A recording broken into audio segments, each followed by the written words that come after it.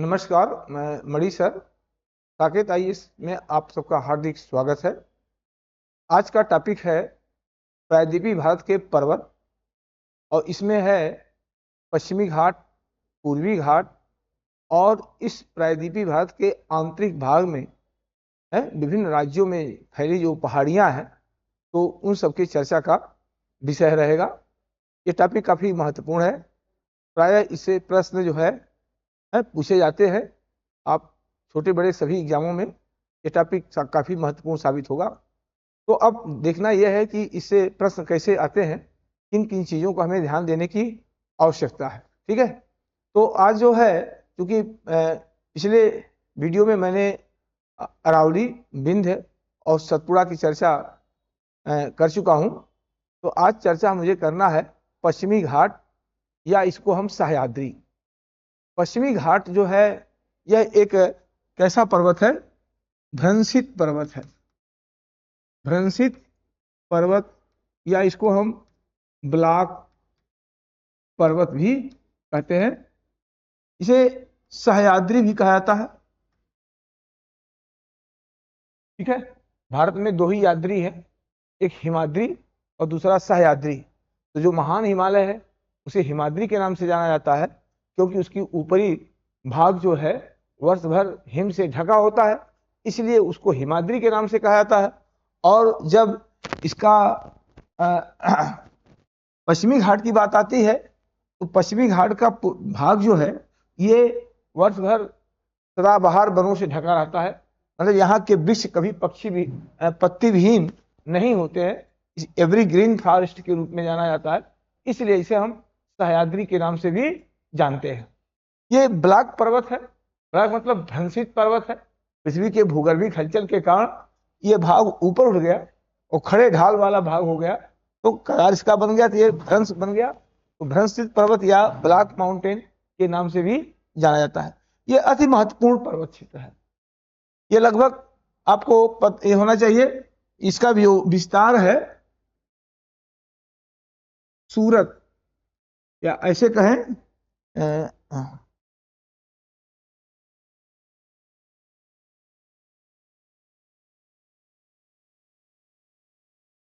इसका विस्तार जो है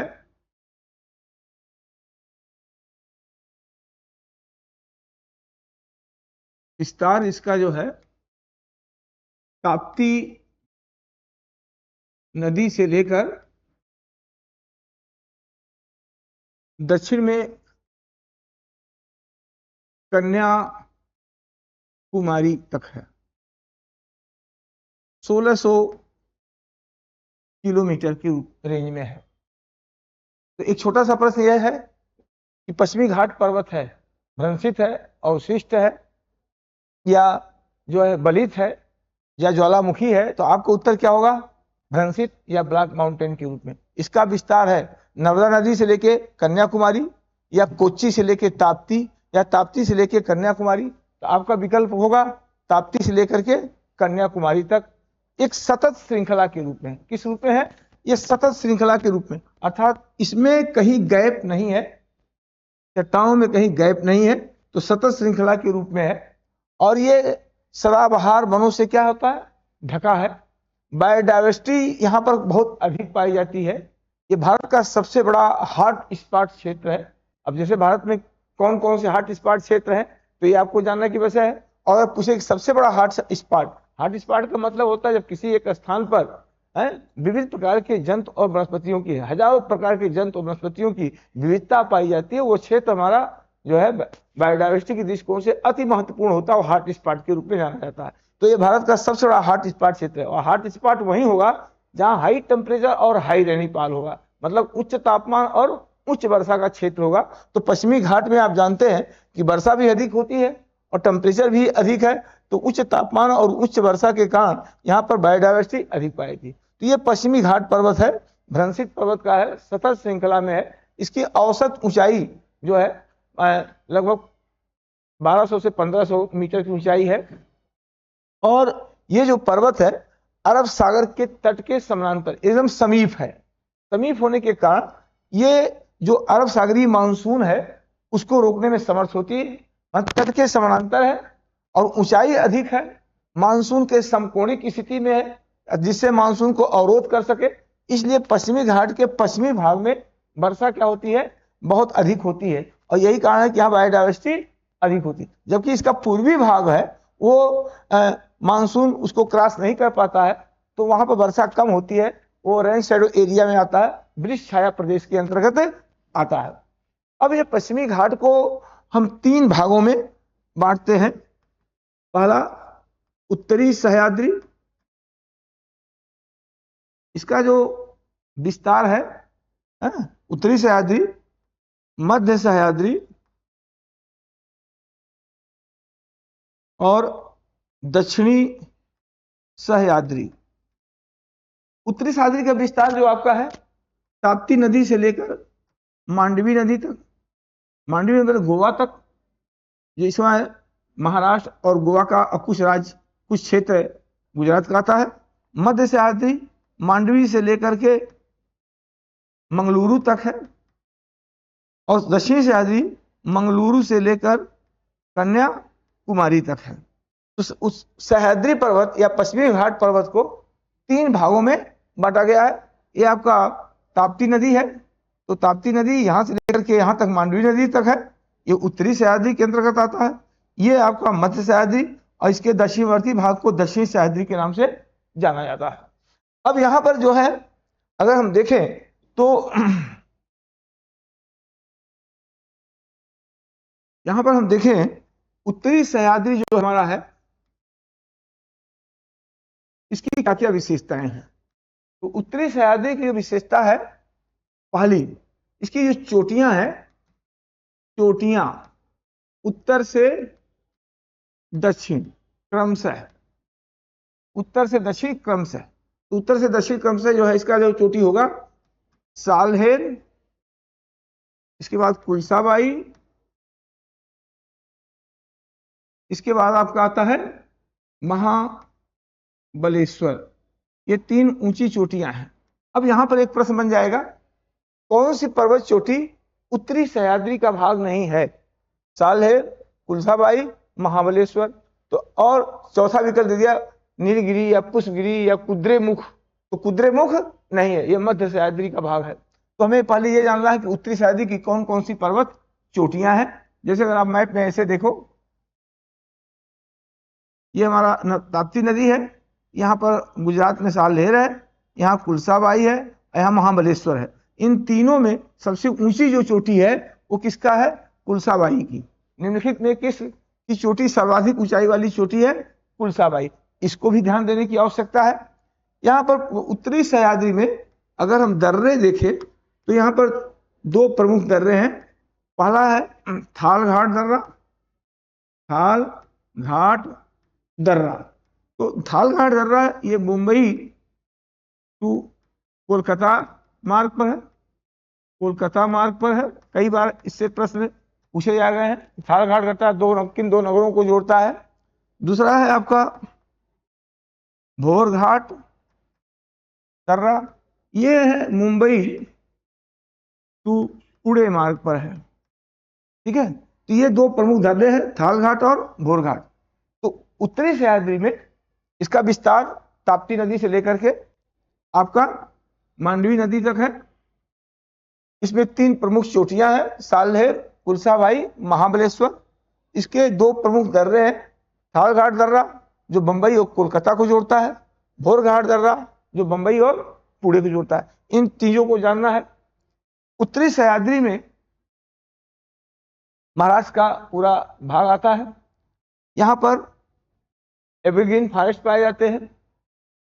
ये सघन वनों से ढका हुआ है, बायोडायवर्सिटी के दृष्टिकोण से अति महत्वपूर्ण है, और वर्षा अधिक होने के कारण लैंड स्लाइडिंग भी अधिक होती है। अब बात आता है कि मध्य सह्याद्री का, मध्य सह्याद्री, तो मध्य सह्याद्री में विस्तार इसका जो है मांडवी नदी से लेकर मंगलुरु तक है, मांडवी नदी से मंगलुरु तक है। और ये काफी दुर्गम है। मतलब अगर पश्चिमी घाट का सर्वाधिक दुर्गम क्षेत्र अगर पूछा जाए, पश्चिमी घाट का कौन सा क्षेत्र सबसे अधिक दुर्गम क्षेत्र है, तो आपका मध्य सह्याद्री है। ठीक है, और ये जो है इसमें कर्नाटक राज्य का सबसे अधिक हिस्सा आता है। कर्नाटक राज्य में सबसे अधिक विस्तृत है। इसकी जो चोटियां हैं, चोटियां, तो हम इसको देखिए, कुद्रेमुख, कुद्रेमुख, पुष्पगिरी, ब्रह्मगिरी। ठीक है, अब 3 इसकी चोटियां हैं। अब कौन सी चोटी मध्य सह्याद्री का भाग नहीं है?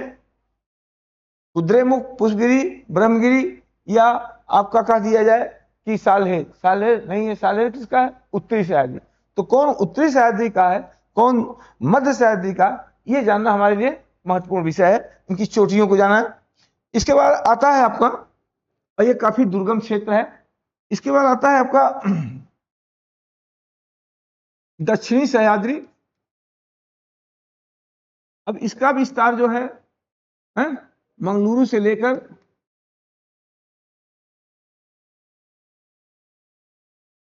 कन्याकुमारी तक है। ठीक है, ये काफी महत्वपूर्ण है। इसमें जो पहाड़ियां हैं, पहाड़ियां नीलगिरी, नीलगिरी, अन्नामलाई, पलनी, कार्डेमम पहाड़ियां। ठीक है, अब एक एक को समझने का प्रयास करें। ये जो नीलगिरी है, ये काफी महत्वपूर्ण से ये काफी पूछा जाता है। नीलगिरी का संबंध ये पश्चिमी एवं पूर्वी घाट का मिलन बिंदु है। क्या है? मिलन बिंदु है। दूसरा क्या है इसकी विशेषता? इसका संबंध, इसका जो विस्तार है 3 राज्यों से है। इसका विस्तार कर्नाटक, केरल, तमिलनाडु। इसकी सबसे ऊंची चोटी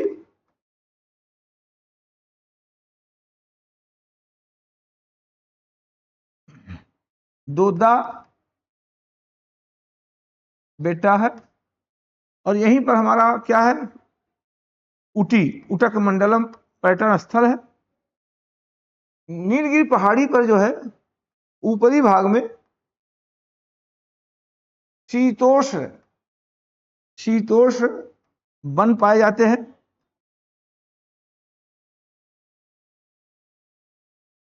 और क्या है? जिसे हम शोला वन कहते हैं। क्या कहते हैं? शोला वन कहते हैं। चंदन के वृक्ष पाए जाते हैं। तो अब नीलगिरी से इतना चीज तो आपको जानना चाहिए कि नीलगिरी पहाड़ी का संबंध कितने राज्यों से है? कर्नाटक, केरल और तमिलनाडु से। किस राज्य से नहीं है? तो गोवा से नहीं है, आंध्रा से नहीं है, तेलंगाना से नहीं है, है ना? केरल, कर्नाटक और तमिलनाडु। कौन सी पहाड़ी पश्चिमी और पूर्वी घाट का मिलन बिंदु है? अक्सर पूछा जाता है, बहुत छोटा सा माइन्यूट प्रश्न है। तो नीलगिरी पहाड़ी। नीलगिरी पहाड़ी के ऊपरी भाग के वनों को कहा जाता है गोला वन, शोला वन। तो आपका उत्तर क्या होगा? शोला वन। किस पहाड़ी पर चंदन के वृक्ष पाए जाते हैं? तो नीलगिरी पहाड़ी पर। तो ये इसकी विशेषताएं हैं। अब इसके बाद आपका आता है नीलगिरी पहाड़ी के बाद अन्नामलाई आता है। अन्नामलाई पहाड़ी का संबंध, इसका विस्तार 2 राज्य है, केरल और तमिलनाडु। केरल, अन्नामलाई पहाड़ी जो है केरल और तमिलनाडु की सीमा पर स्थित है। ये दोनों राज्यों में फैला हुआ है।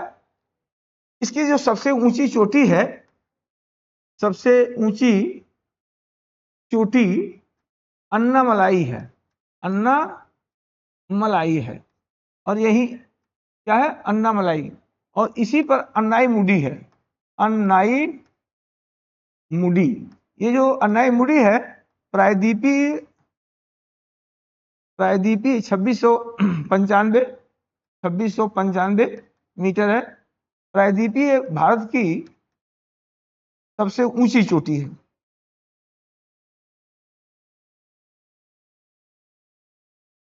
ठीक है, तो अन्नामलाई क्या क्या प्रश्न बन सकते हैं? देखिए, अन्नामलाई पहाड़ी जो है, पहला केरल और तमिलनाडु की सीमा पर स्थित है। इसकी सबसे ऊंची चोटी अन्नाईमुडी है, जो प्रायद्वीपीय भारत की सबसे ऊंची चोटी है।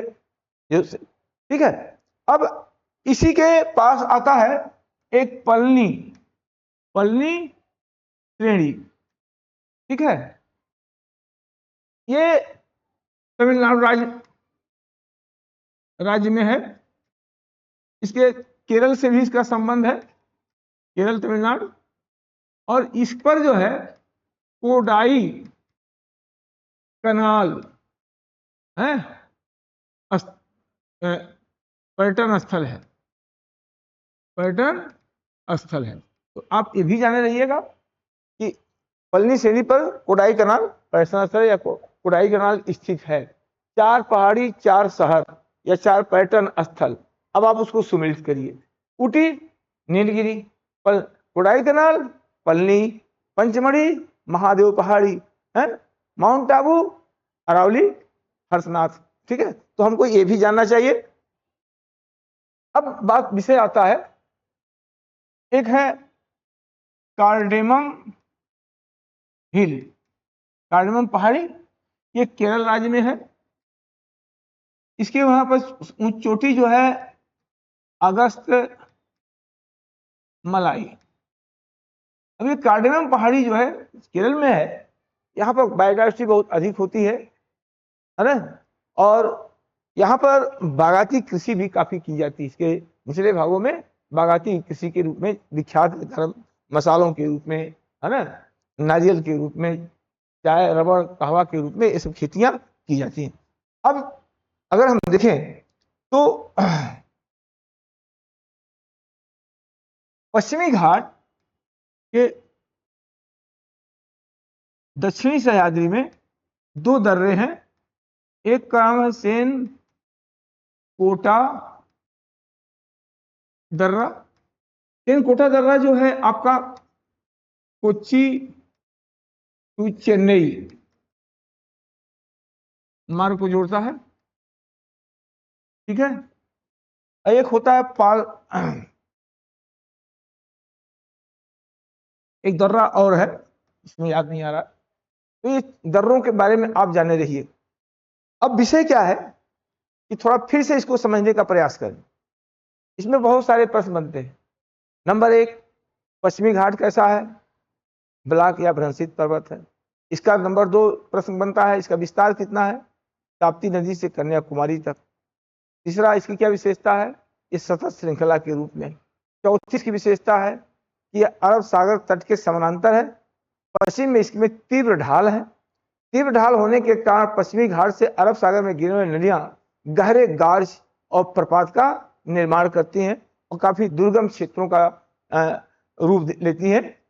पश्चिमी घाट का जो पर्वत चोटियां हैं, अब आ गया उत्तर से दक्षिण पर्वत चोटियां। उत्तर से दक्षिण पर्वत चोटियों को अगर आप देखेंगे तो सालहेर, कुलसाबाई,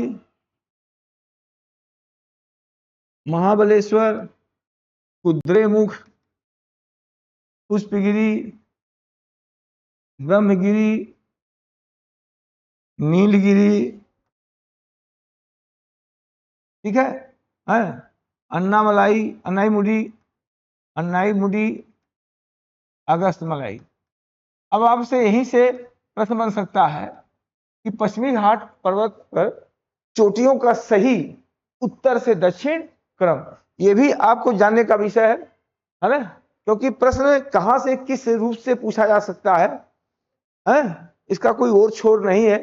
सामान्य विद्यार्थी खाली नीलगिरी के बारे में जानता है कि नीलगिरी कहाँ है। पूछे गए प्रश्नों पर सामान्य विद्यार्थी ज्यादा फोकस करता है, नए क्वेश्चनों की वो तलाश नहीं करता है, इसलिए वो भूगोल बार बार पढ़ता है और भूगोल का क्वेश्चन जो है बार बार उसका गलत हो जाता है। मेरा आपको सुझाव यह है कि आप अगर पश्चिमी घाट पढ़ रहे हैं तो मैक्सिमम जानने का प्रयास करिए। इसकी चोटियां, इसके जो है क्रम क्या, उत्तर से दक्षिण, कौन उत्तरी सह्याद्री का पार है, कौन मध्य सह्याद्री का है, कौन दक्षिणी सह्याद्री का है, किस चोटी की क्या विशेषताएं, किस पहाड़ी की क्या विशेषताएं हैं, है।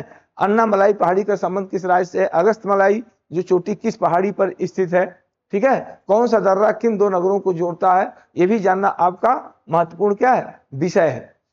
ये अरब सागरी मानसून को कैसे रोकता है?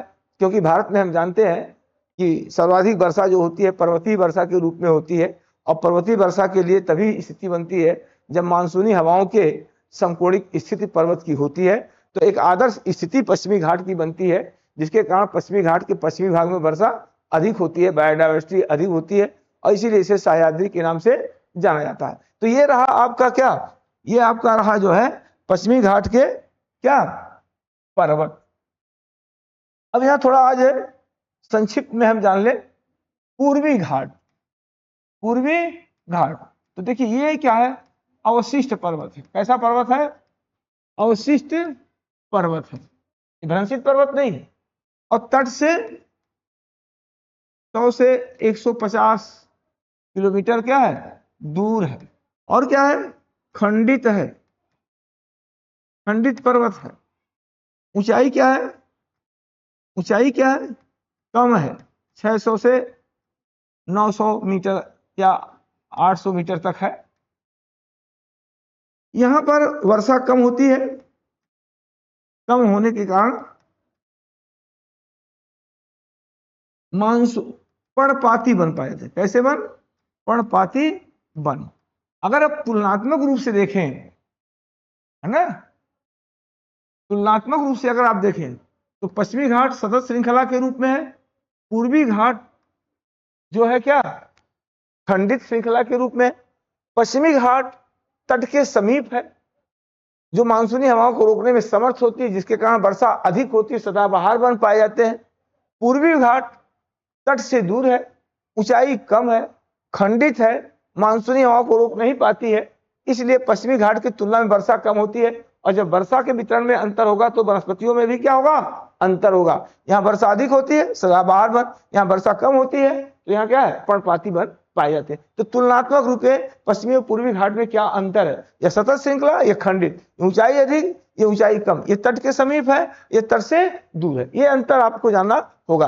अब इसकी जो पूर्वी घाट की श्रेणियां जो है,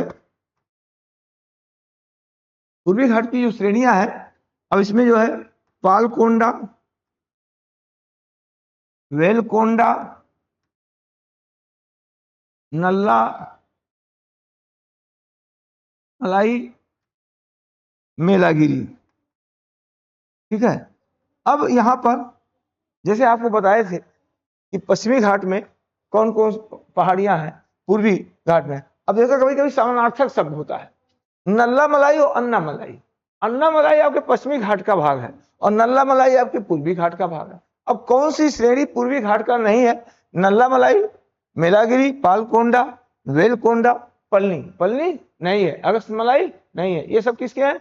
पश्चिमी घाट के। तो हमें पूर्वी और पश्चिमी घाट के पहाड़ियों के अंतर को भी जानना चाहिए। और ये नीलगिरी है जो पूर्वी और पश्चिमी घाट के को क्या करता है? जोड़ता है। ठीक है। तो ये पूर्वी और पश्चिमी घाट है।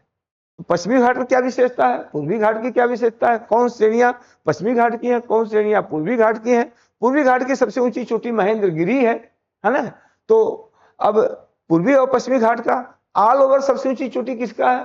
तो अन्नामलाई पर स्थित अन्नाईमुडी है, जो प्रायद्वीपीय भारत की सबसे ऊंची चोटी है, 2695 मीटर है। तो ये सारी चीजें आपको क्या है? जानना होगा। और इसके बाद आपको अरे मैं